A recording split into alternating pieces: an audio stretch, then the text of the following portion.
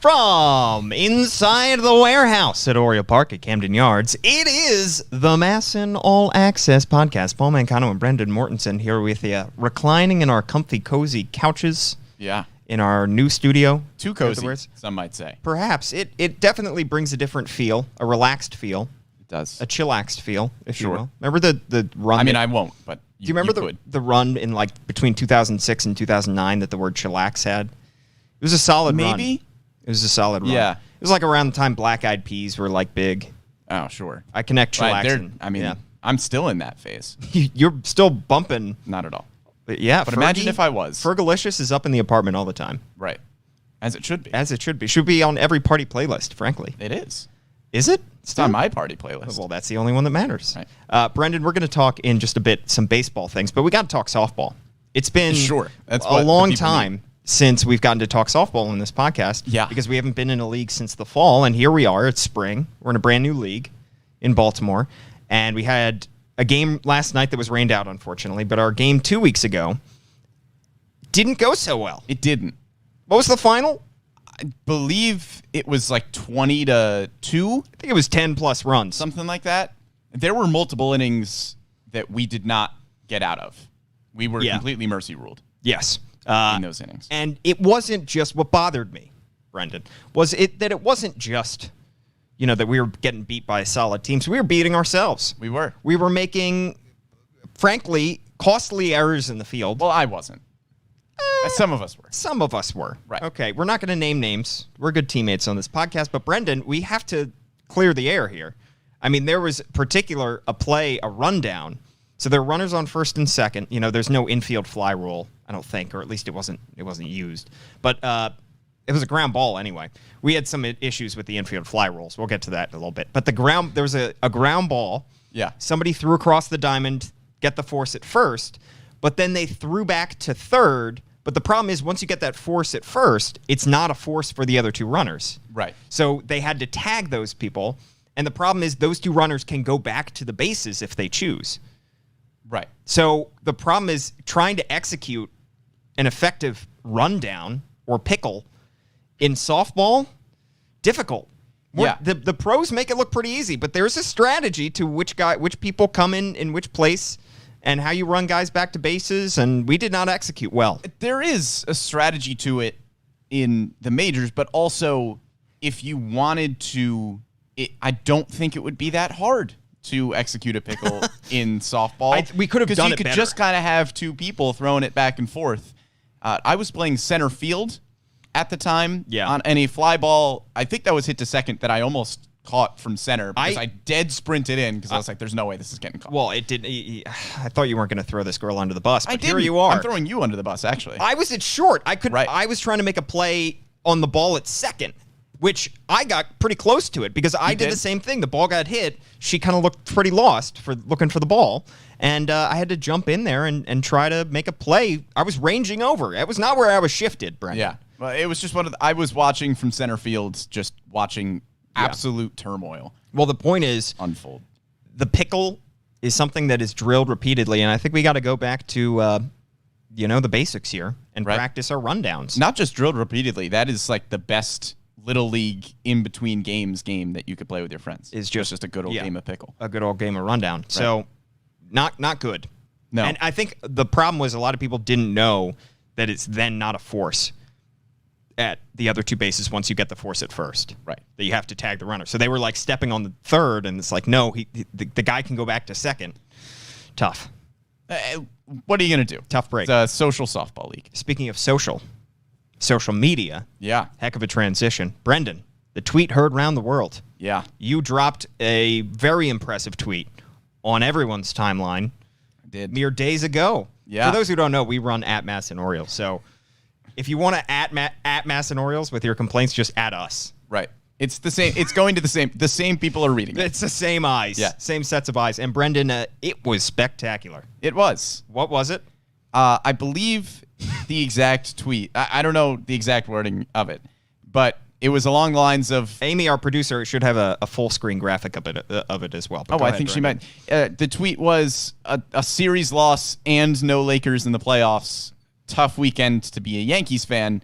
The joke, of course, there being that some Yankees fans, not all, some Yankees fans are oftentimes bandwagoners who will root for the larger franchises around sports. So the joke there being that some Yankees fans are also Lakers and Cowboys fans.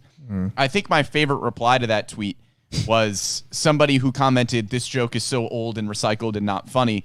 And his Twitter handle was literally NYYLALDAL for Yankees, Lakers, Cowboys. Shout out to friend of the pod, Dylan Atkinson, for finding that. Yeah, that was a gem. Yeah, it was a gem. But he got almost as many retweets for finding that tweet. That tweet blew up, too. Yeah.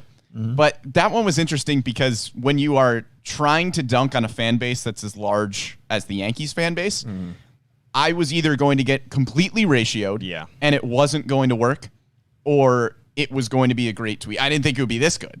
I didn't think it would do these kinds of numbers, but I think there were just enough people on Twitter.com who enjoy making fun of Yankees fans that it worked out. For all of those teams, it's anytime those teams lose, the Yankees, the Lakers, Duke, a whole portion of Twitter just comes alive. When the Yankees lose, America wins. Yeah. It's like the scene in the Avengers where they all just assemble. They're coming out of portals, just coming to dunk on these several teams. Yeah, well, I mean, that is a pretty good comparison. I mean, that's usually the Yankees thing is the Death Star. My issue, though, was, Brendan, you said, you personally quote tweeted the original tweet, and you said, "I don't even have a SoundCloud to promote." Yes, you do. Yeah, well, you do. It's this SoundCloud. It's this podcast. You couldn't have done the reply that says, wow, this blew up. Here's my SoundCloud, and it's a link to the MASN All Access Podcast. Nah, because think about the listeners that we would be getting. We would be tripling our audience right now. We? Yeah.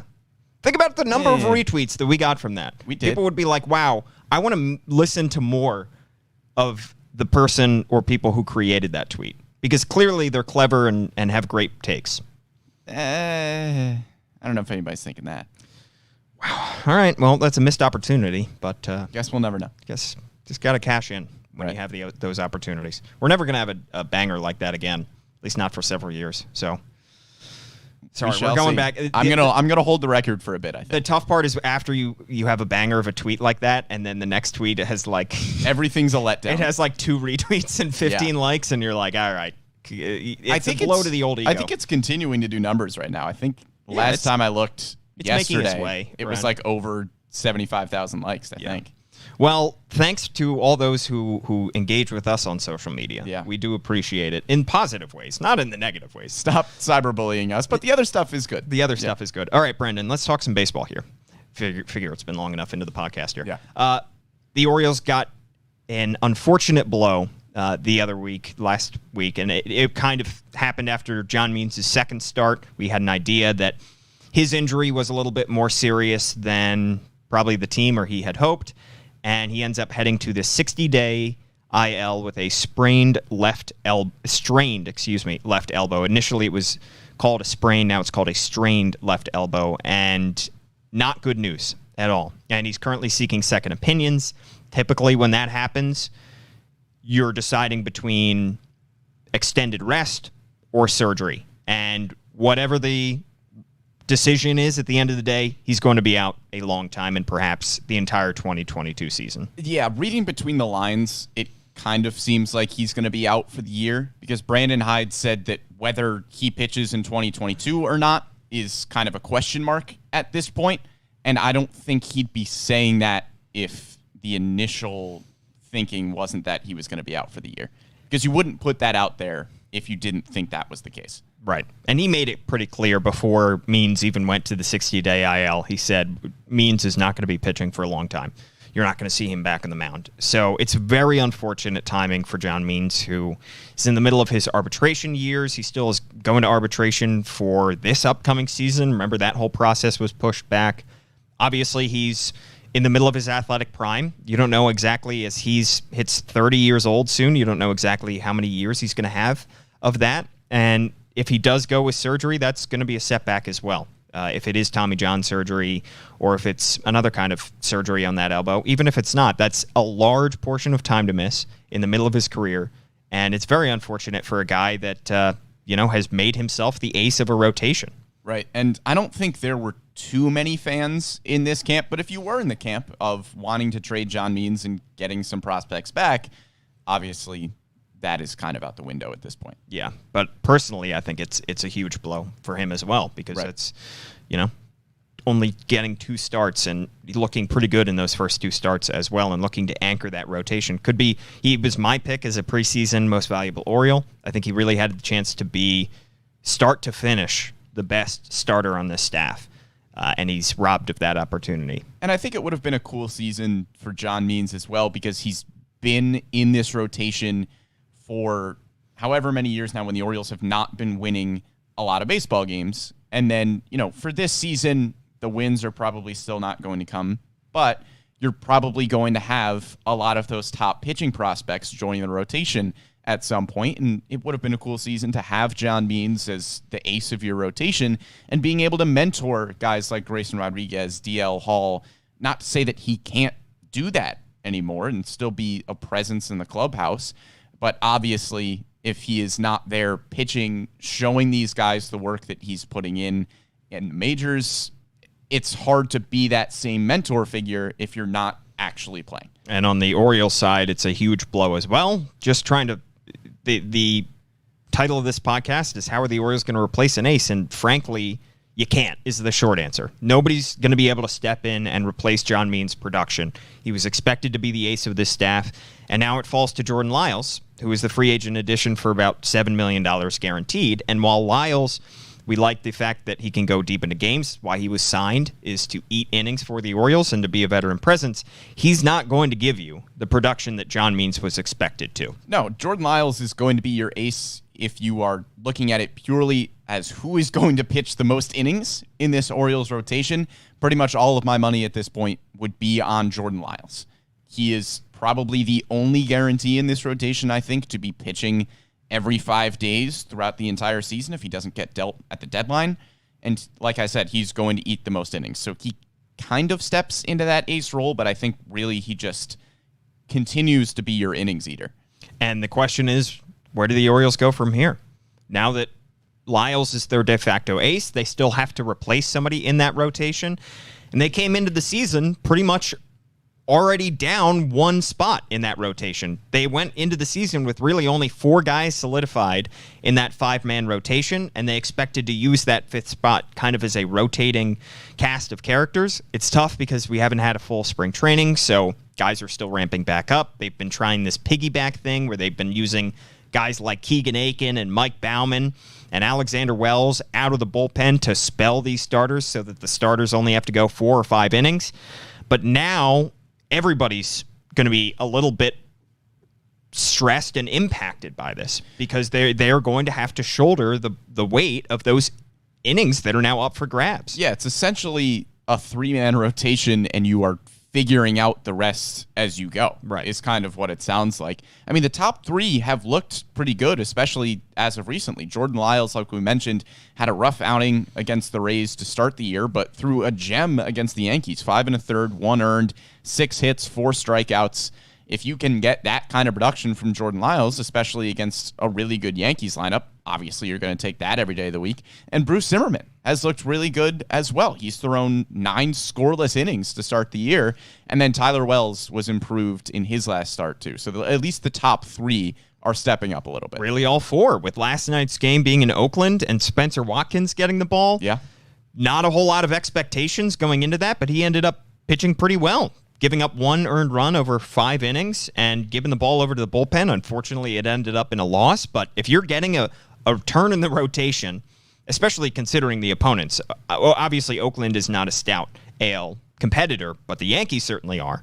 And to have Lyles go 5 1/3 with 1 earned run, to have Wells go 4 shutout, Zimmerman 5 shutout, and 1 earned run in 5 innings for Spencer Watkins, I mean, that is going to be huge. I don't expect that from all 4 of those guys going forward, but those 4 guys in particular, if it does end up being Watkins going forward as the 4th guy in that rotation, they need to be solid because 1 or 2 blow-up starts could really set off a domino chain reaction where the bullpen is now having to make up for innings here. They're not available the next night.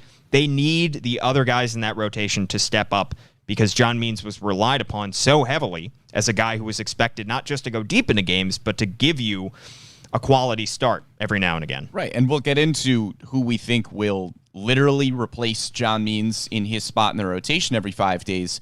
But if the starting pitchers that are already in the rotation can continue to improve in the way that they have at the beginning of the year, I think that's going to be just as important because, like you mentioned, you need to be saving that bullpen, and the starters need to keep you in games more reliably like you knew you would get from John Means. And I think Bruce Zimmerman, we've seen, obviously, it's a very short sample size, but encouraging improvements. I mean, the strikeout numbers are better. The expected ERA is way down. We know last year the ERA was decent, but he was getting kind of lucky by coming out of games after 4 or 5 innings pretty consistently, only giving up 3 or 4 runs in most of those starts.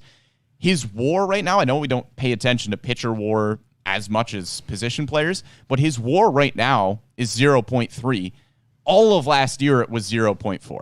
So Bruce Zimmerman has been showing a lot of improvement early in the season so far, which, again, is going to be massive just in terms of bullpen help and not overstressing them when you are throwing potentially a bunch of rookies down the line. When you talk about expected ERA versus actual ERA, the Orioles aren't in a place where they can worry about, well, this guy's pitching well and the counting stats are good, but the underlying numbers aren't so great, so we should pull him out of the rotation. Anytime they get anything close to a quality start at this point, whether it's lucky or not, they're going to have to throw that guy back out there in 5 or 6 days. Absolutely. Because they just are not in a position where they have enough depth to replace somebody who is pitching well, even though the underlying numbers may not support that. So Bruce Zimmerman is probably not going to go scoreless the entire season. His ERA is going to be closer to his career ERA, around 5, I think, when all is said and done. But for the time being, same with Spencer Watkins, he pitched well in his last start. Therefore, give him the ball in 5 or 6 days. Yeah, Zimmerman is going to keep you in games. That's what he did all of last year. I don't think his numbers are going to continue to be as good as they have been through his first 2 starts of the year. But if Zimmerman keeps you in games consistently, then that's going to help your bullpen out a lot. And you hope that Tyler Wells can give you the same thing because Wells is going to be in this rotation for the long haul. I think they're going to want to give him a fair shot in the starting rotation. And again, looked better in his second start against the Yankees, goes 4 innings, doesn't allow a run. Hopefully Tyler Wells settles in a little bit because his advanced numbers, again, the Orioles do not have the luxury of being able to look at all of those advanced numbers and taking somebody out of the rotation. Tyler Wells' advanced numbers are much worse than they were last year. Even if you just want to look at strikeout rate, walk rate, those are not where you want them to be. So hopefully Tyler Wells will take a few more starts to settle into this new role and be the starter that I think he's capable of. They're not where you want them to be after 2 starts. I mean, it's really only, he went 1 2/3 in his first start, and he looked solid with 4 innings in his second start. So tiny sample size for all of these guys.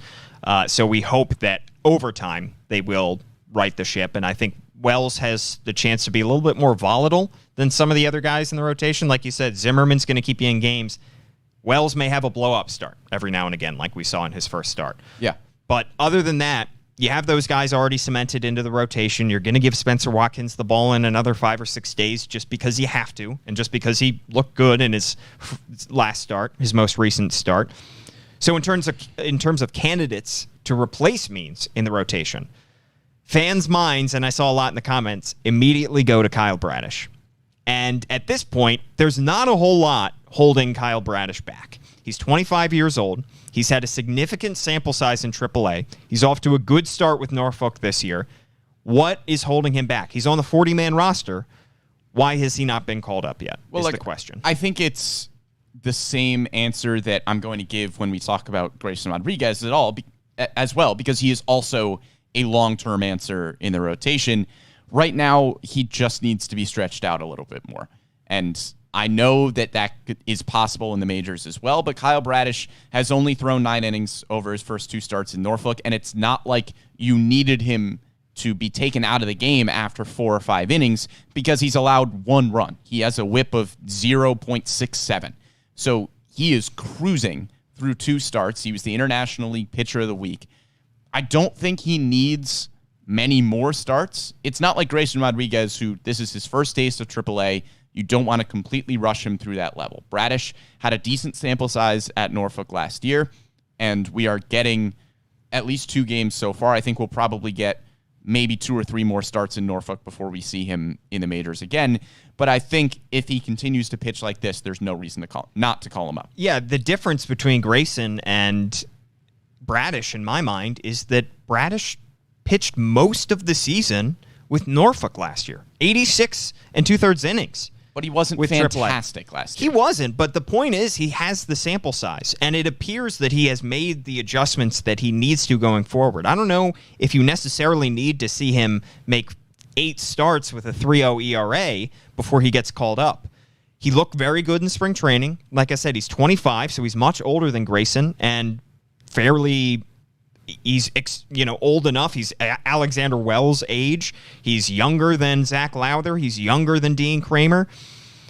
But he's not younger by a lot. I think he is ready to get that call. And I know that he needs to be stretched out. All of these pitchers do, though. Even the guys in the major league level have to be stretched out. They're not asking Tyler Wells to throw anything more than 4 or 5 innings. They're not asking these guys to go deep into games, whether they're pitching in Norfolk or Baltimore. So he could get stretched out all the same, in my mind, in Baltimore. And I know the Orioles are just giving him a little bit more seasoning and making sure that he is 100% ready before he gets that call, but I can't imagine them waiting that much longer before they call up Kyle Bradish. I agree, but I think it's also important to keep in mind that, personally, I don't think John Means' injury changes the Kyle Bradish discussion. I think if you are going to call up Kyle Bradish, he is too valuable of a prospect, too valuable of a piece moving forward to call him up before you want to, just because a piece in the rotation is injured. You have short-term solutions that are probably not as good as Kyle Bradish, but can get you through starts every 5 games. And I don't think you should call up Kyle Bradish just because John Means is hurt. I think you need to call up Kyle Bradish on the timeline that was previously planned. Don't modify that plan just because John Means is hurt. It's probably not going to get you that many more wins. The difference, I will say, is that Bradish, I would wait to call Bradish up until there's an open spot in the rotation. I wouldn't call him up to use him out of the bullpen. But there was going to be an opening anyway. Yeah, I mean, there was already going to be a 5th opening spot, I think you could say. Probably a 4th, too. Probably a 4th, but I know, because you already had Wells, Zimmerman, Lowther, and Lyles already locked in. I don't think you push Zimmerman out of the rotation to give Kyle Bradish a spot yet. Maybe. I think you would have if there wasn't an injury, but at the very least, there would have been that 5th spot. There would have been that 5th spot.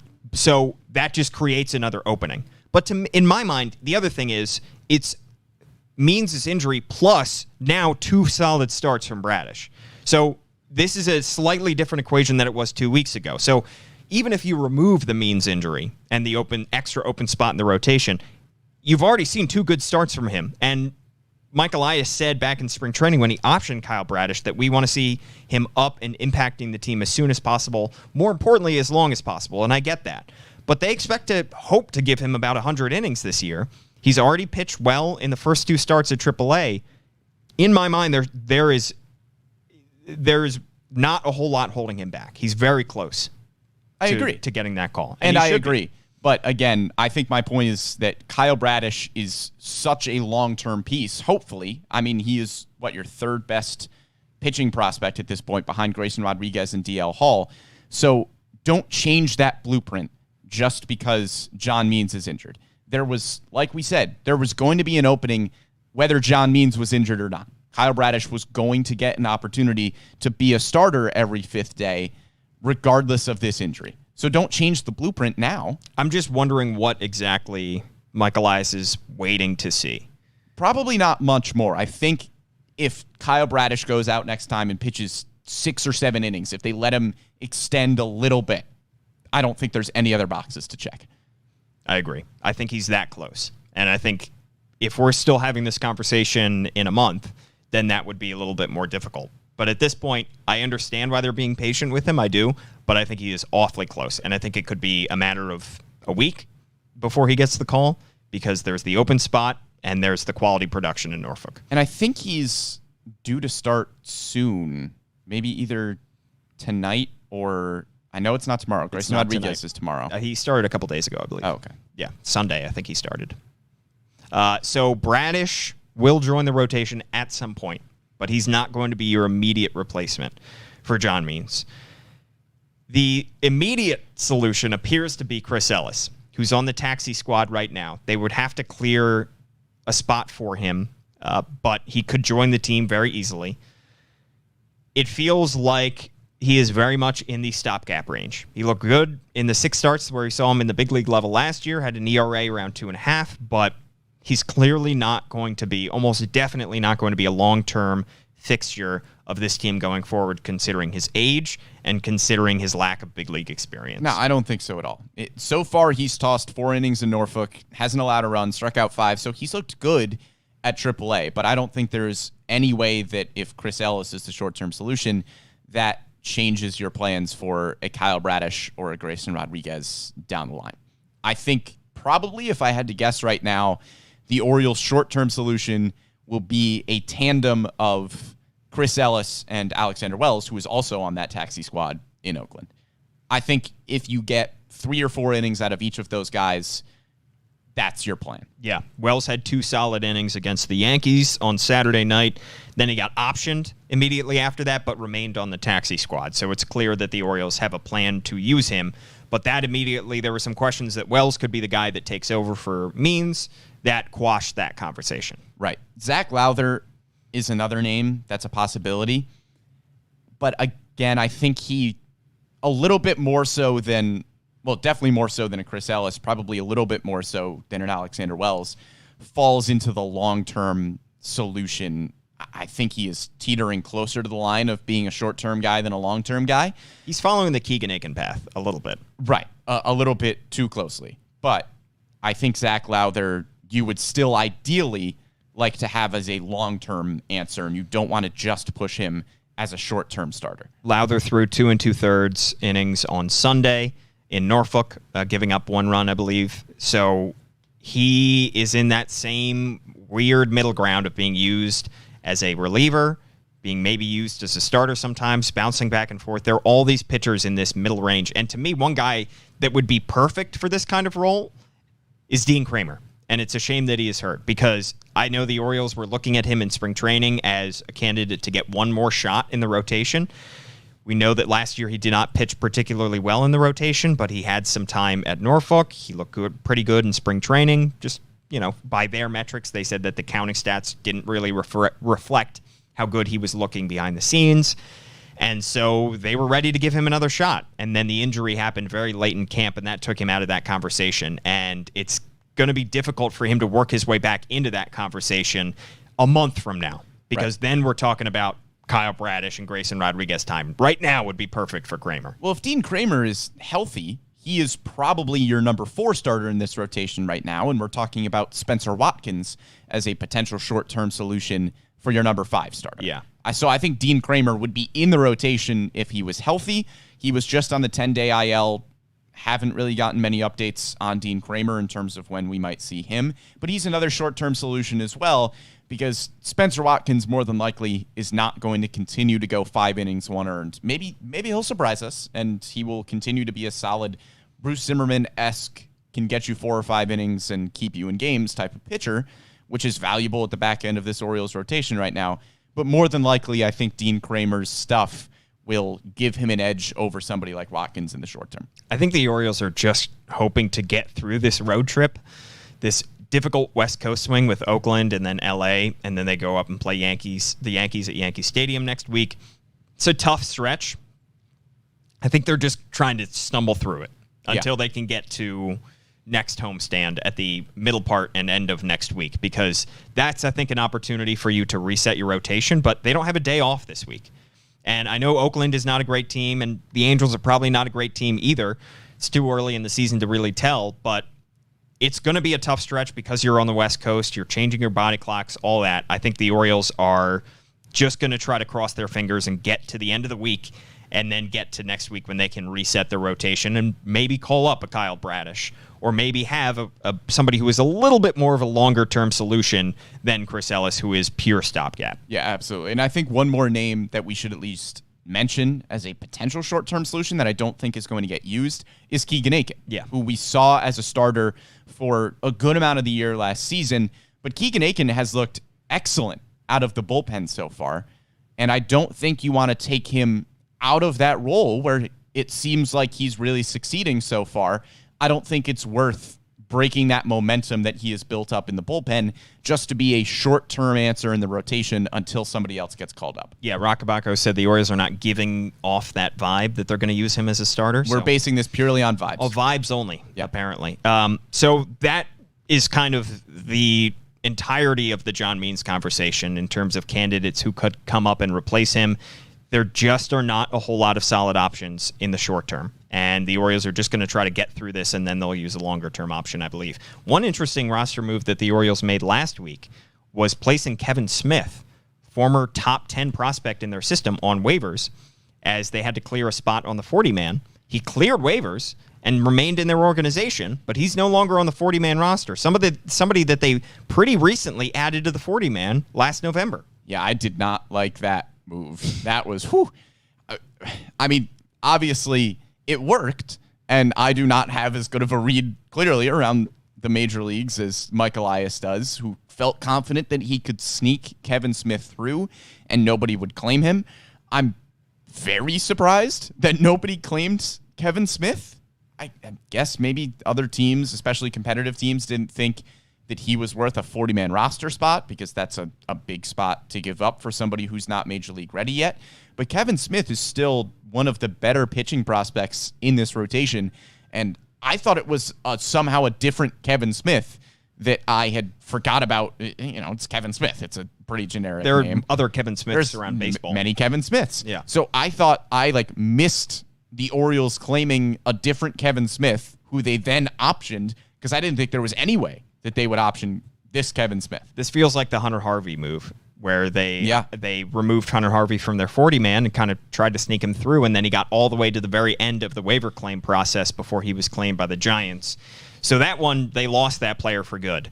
In this instance, they got him through. So it worked. It was slightly risky, but I also don't know how many teams are looking right now at waiver claims. I don't know if they're at that point in the season where they're desperate for a pitcher, or they could even carry somebody like Kevin Smith, who is not major league ready, who is a AAA pitcher for sure, and frankly was not outstanding in AAA last year, still on the younger side, and not a former top 10 prospect. Or he is a former top 10 prospect. He's not a current top 10 prospect. He has fallen down some prospect rankings. So I just don't know how many teams could carry him. However, it is still a risk. There is always a team out there who could be rebuilding or could just have an open roster spot who could take a chance on it. The Orioles clearly did their homework and were comfortable with putting him on waivers, knowing that he would eventually return to them. Yeah, it's the kind of thing where nobody really paid attention to it because it happened and it worked. Slipped onto the radar. But if Kevin Smith had been claimed by another team, I think you probably would have had a lot of fans up in arms about the fact that the Orioles just randomly optioned a guy who is still at this point a top 30 prospect. And he's looked good in Norfolk so far. Yeah. 2 earned runs in 10 2/3 innings. It's also all kinds of strange byproducts of the lockout with the Rule 5 draft being canceled. Think about the fact that the Orioles had to add all those guys, Kevin Smith included, to their 40-man roster back in November. Now they have to carry those guys on the 40-man roster where they didn't really have to protect them. Had they had a crystal ball and known that the Rule 5 draft was going to be canceled, they may not have protected all 6 guys, but they had to because they thought that those guys could have been taken by other teams. And we were concerned that guys like Robert Newstrom and Adam Hall would have been picked up by other teams in the first or second round of the Rule 5 draft. That didn't happen. That's a benefit. But the Orioles have a Logan Gillespie on their roster that they don't have use for in 2022, not at the major league level at least. Kevin Smith, another guy that clearly they weren't 100% comfortable in having him on the 40-man roster, and they would have preferred to have other guys over him. So it puts the Orioles in kind of a bind where now they're stuck with guys that they know aren't going to impact the team anytime soon, the big league team. But they had to make the move back in November because they couldn't have possibly known that the Rule 5 draft would have been canceled. Right, and Kevin Smith more than likely is not going to make an impact in the majors soon, but I think he's at least a possibility down the line this year, especially if he continues to pitch this well. There are other guys ahead of him. I think Bradish is ahead of him. I think DL Hall is ahead of him. DL Hall is likely ahead of him, although we haven't yet seen DL Hall back in game action as he's working his way back, trying to build back up his arm after coming off that injury in 2021. So he could maybe get the call at some point, but I do think that there are some other guys that are waiting to get the call ahead of him. Yeah, DL Hall, we didn't really mention. I don't think he is going to be in the majors within the next few weeks. So when we're having the John Means conversation, I don't think DL Hall is really a John Means replacement conversation kind of guy, but he's certainly a rotation arm down the line at some point that is going to help this starting rotation this year. Definitely. Now, Brendan, like we all imagined coming into this season, the Orioles pitching has been dominant and the Orioles offense has been sluggish. Like we all imagined, the Orioles will have the 5th best team ERA in all of baseball at 2.86, and their offense is near the bottom of the league. We looked at that lineup and we said, Trey Mancini, Cedric Mullins, Ryan Mountcastle, Anthony Santander. No. It's the pitching that's going to carry this team. Exactly. That's what we all said. And it's funny when we're talking about this John Means conversation, because obviously it is an issue to try to replace John Means, but they've looked good without him so far. And it's really been the offense that's been terrible. I mean, Anthony Santander is the only player in this lineup consistently with an OPS over 700. And he really is not hitting the ball all that well. He's just drawing a lot of walks. His OPS is insane. He has a 472 on base percentage. Yeah, because he's drawing a lot of walks. He's drawing a ton of balls. I mean, he's been by far your best offensive player, even if he hasn't been tearing the cover off the ball hitting-wise. I think he only had one hit in that Yankees series. Yeah, but his plate discipline is awesome. I mean, a 472 on base, obviously that's not going to hold up for a while, but this was an issue with Anthony Santander for a few years now. His plate discipline just wasn't very good. Yeah, it's something that he really struggled with early in his career, and I get it. He was coming from high A ball at the very beginning of his career back in 2017. So the transition is obviously going to take a lot longer than it would for some other players as a Rule 5 draft pick, and he was a free swinger early in his career. A low-key area of improvement for him over the course of his career has been his plate discipline. We always knew he had the power, but his plate discipline has improved significantly.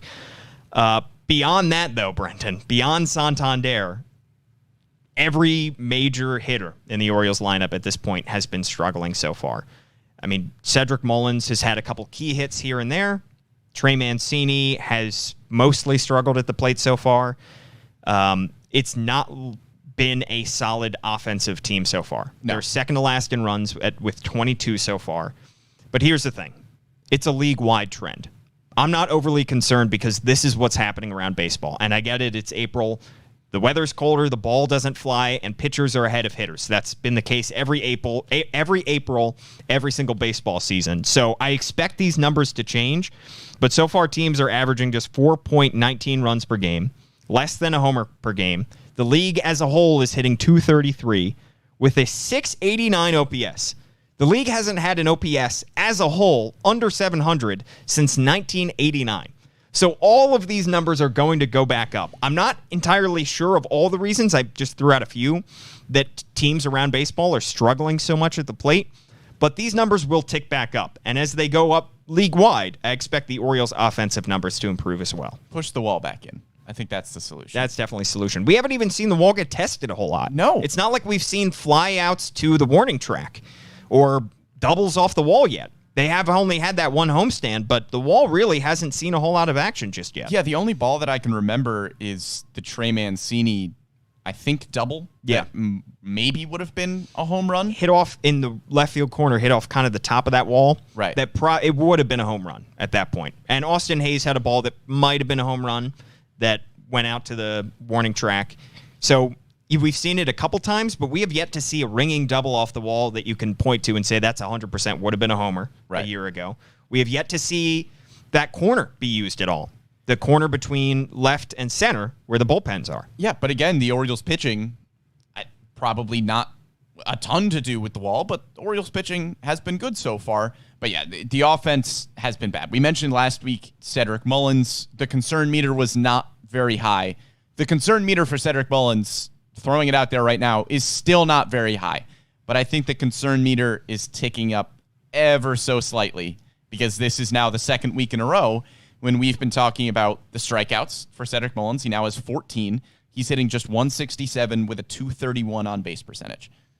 It's not good. The question for me when it comes to concern is what were your expectations coming into the season? Well, because if your expectations were he was going to drop another 30-30 season on everyone's heads and be another AL starter in the All-Star game, I think your concern level should be high. But I think both of us expected a natural regression because a 30-30 season, there's a reason no Oriole has ever done it. It comes along so rarely. So I am not overly concerned just because I didn't have overly high expectations. However, his production has taken a dip below even my expectations. No, I thought, again, I did not think he was going to have a 30-30 season. I thought his numbers were going to regress a little bit based purely on the fact that pitchers are game planning for Cedric Mullins a lot more than they were last year. Yeah. I did not think he was going to put up the kind of gaudy numbers that he did last season.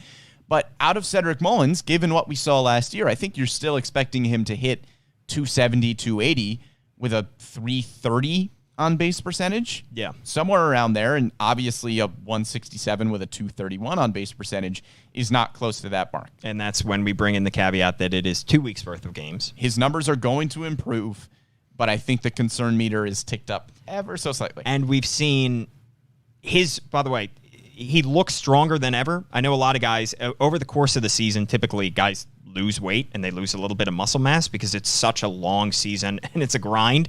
And they come in, there's a reason people say they're in the best shape of their lives in spring training. He looks fantastic in terms of his strength, and he looks ready to hit 30 homers in terms of his pure power and strength at the plate. He drove that ball unbelievably far the other night on the 3-0 count against the Yankees in that game that got the rain delay in the middle and kind of halted the Orioles' momentum. So his strength and power is there, but it's going to be the adjustments, like you said, of how teams are pitching to him. Right. Because he's going to make solid... When he gets a hold of the ball, I don't worry about the issues that he had at the beginning of his career where he didn't have enough strength to muscle a ball over the wall or to get a ball to the warning track or to drive doubles instead of singles. But I do have concerns about how he's going to be handling a lot of off-speed pitches and a lot of pitches out of the zone. Yeah, he's got to get going, but so does the rest of the Orioles lineup at this point. I mean, Ryan Mountcastle is hitting 278, but the power's not there. Right. He has one home run, doesn't have a double, and is getting on base at just a 316 clip, which is still decent, but it's a slower start to the season than we expected from Ryan Mountcastle based on the fact that he has one extra base hit. Trey Mancini, you mentioned, he's getting really unlucky, by the way, at the plate. His expected batting average is 326. His expected slugging percentage is 560. Hard hit balls. Hard hit balls for Trey Mancini. I mean, we saw it in the Brewers series. He was robbed on a few extra base hits there, I think. Was robbed by Tim LeCastro in the Yankees series. So Trey Mancini should have better than the 613 OPS that he has right now.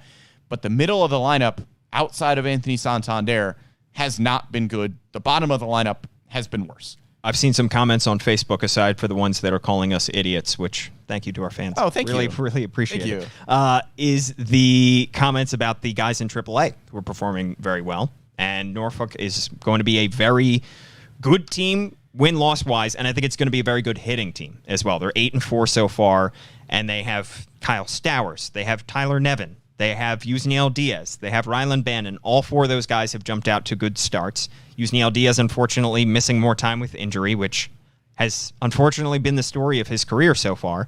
Kyle Stowers has not played in every game for them. I believe he's only played in 6 games. But they're mashing the ball. All four of those guys who are expected to be on the big league roster sooner or later at some point during the 2022 season, there hasn't really been an opening for any of them. We expected some kind of loosening of the logjam in the outfield by this point. They have the 4 guys after they optioned DJ Stewart. So they have Hayes, Mullins, Santander, and McKenna. Really none of them, with the exception of the aforementioned Santander, is hitting well. But none of them has gotten injured. There hasn't been an opportunity for a Kyle Stowers, who's hitting the cover off the ball in Norfolk, to get an opportunity at the big league level. And to me, until an everyday opening starting spot opens up in one of the corner of the outfields, same with Tyler Nevin, I'm not entirely ready to call up a Kyle Stowers and have him be your fourth or fifth outfielder. Well, the interesting thing with Stowers is that he is probably too good for AAA. Not at this point, but I think if we get a few leaks down the line and Kyle Stowers is continuing to hit like this, he's too good for AAA. And even if you don't have an opening for him at the majors, like a clear and present one, I think you've got to figure out ways to either get him starts in the outfield. I mean, you could start him against right-handed pitchers when Austin Hayes is not hitting righties at all. Yeah, they would be His a perfect splits platoon. Is horrible. They would be a perfect platoon because of righties and lefties. Right. Austin Hayes' split against right-handed pitching is horrendous, and he's only hitting .212 on the season so far, so I think you could realistically platoon him there. I know you don't really want to do that with Austin Hayes, but you could find ways to DH Kyle Stowers. But there are other areas on this team right now that are probably going to present more clear and present openings on the major league roster where you have guys at AAA that are ready to go. Well, I mean, the catchers. Yeah. Real quick, I will say about the DH, though, it's tough when the Orioles have Mancini, Mountcastle. I think I've had this conversation. And Santander. You need to DH one of those guys because you can't play all three of those guys at the same time. So you don't have an automatic DH. But I look at it kind of similarly to... Or you do have an automatic DH. You can't bring somebody up and expect them to DH every now and again. Right. And not the same situation, but if you want to look at the previous Yankees series of how the Yankees have been handling having Josh Donaldson and DJ LeMahieu can kind of play anywhere in the infield. He can play first, second, third, and you're basically just subbing him in whenever somebody needs an off day. Right. So DJ LeMahieu is a consistent starter based on the fact that he is just subbing in for someone every day. Right. And Kyle Stowers has similar versatility where he can play any outfield position or DH. He hasn't really played center. But you could probably stick him there if you wanted to. You probably could, but if you have Mullins available, you're going to put Mullins in center. You are. And the other issue I would have with the Hayes-Stowers platoon is that you have the new left field wall, but even if you didn't, would you really want to be throwing Kyle Stowers out there in left when Austin Hayes is clearly the better defender right now and probably going to be the better defender, period? I mean, we don't know exactly what Stowers' ceiling is, but do you really want him manning now what has become a difficult left field while having one of your better outfield defenders on the bench simply because of platoon splits? Specifics aside, I think my point is that Kyle Stowers is good at baseball. Yes. He would be an improvement to this lineup that is really struggling right now. And while the consistent at-bats may not be as consistent as you want them to be, I think you need to figure out how to get Kyle Stowers into a lineup that is really, really struggling. I get that. You mentioned the catchers. Yes. There are areas on this team right now where there are prospects at AAA that are going to be called up pretty soon because the major league players are just not getting it done in the way that you want to. Yeah. Obviously, once Adley Rutschman is back and gets his timing back, Mike Elias has mentioned that he is probably going to be on this team as soon as possible. So Adley Rutschman is going to be a major improvement over the current Orioles platoon of catchers of Robinson Chirinos and Anthony Benboom, who have 4 total hits in 33 plate appearances, which is not very good. You can even look at the infield, where we have seen at AAA Norfolk, Jahmai Jones has been really good so far. Rylan Bannon has gotten off to a much better start to the year than he had last year. Chris Owings and Kelvin Gutierrez have combined for 2 hits in 23 plate appearances, and Ramon Arias is hitting 156 with a 425 OPS. Right. You can start Jahmai Jones or Rylan Bannon at this point, I think, pretty comfortably over either of those guys. The issue, I think, with Jahmai is also defense, because he's not there defensively at second. Sure. But we've seen Rougned Odor does not exactly play the slickest of second base. Rougned Odor is a quality defensive second baseman, but I don't think the gap between Odor and Jahmai Jones defensively at second is so large that it justifies keeping a 200 hitting Rougned Odor in the lineup. It also doesn't, when we talk about prospects, it's not like you can copy and paste somebody's production from AAA and say he's hitting 312 at AAA, he's going to hit 312 in the majors, and therefore he's better than somebody who's hitting 212 in the majors. It's going to be an adjustment. And just because you have success in AAA doesn't automatically guarantee you'll have success in the big leagues. But you have the added upside of the long-term play, right, which the long-term play is Rougned Odor is not going to be the second baseman of the future. Jahmai Jones could be. And, I mean, you can drop that 100 points if you wanted to. Jahmai Jones might be hitting, I don't know what the exact number is, but if Jahmai Jones is hitting 320 at Norfolk and comes up to the majors and hits 220, that's 20 points better than your starting second baseman right now. But, I mean, there's a chance it's lower than that. There is. He did not hit well at all last season in the big leagues, and you have the added factor of defense. I mean, and you have the fact that he could be struggling in the field, and that could take away from his offense at the plate because it's distracting or it's taking away from that. So, and again, it's a small sample size, but would you rather have a Chris Owings who is struggling as a veteran, Kelvin Gutierrez who is a struggling veteran, Rougned Odor who is a struggling veteran? Kelvin Gutierrez is 27, so I wouldn't more veteran than a 24-year-old Jahmai Jones. Certainly more veteran, yeah. I would rather have a Jahmai Jones who is more of a long-term play get those reps than a struggling veteran, at least like a Chris Owings. I think there's more of a case in my mind to be made for Rylan Bannon at this point, because Bannon's older. He can play third, which Jahmai cannot, and clearly the Orioles have a need there. We saw Ramon Urias last night. Ramon Urias is going to be solid at the plate, but defensively, he's not suited for third base, and that's why he makes much more sense at second and shortstop when you need him. But his arm is not equipped to play third. It's not his natural position. That's why, in my mind, I would be more comfortable with Bannon, who has played third and who is older than Jahmai Jones.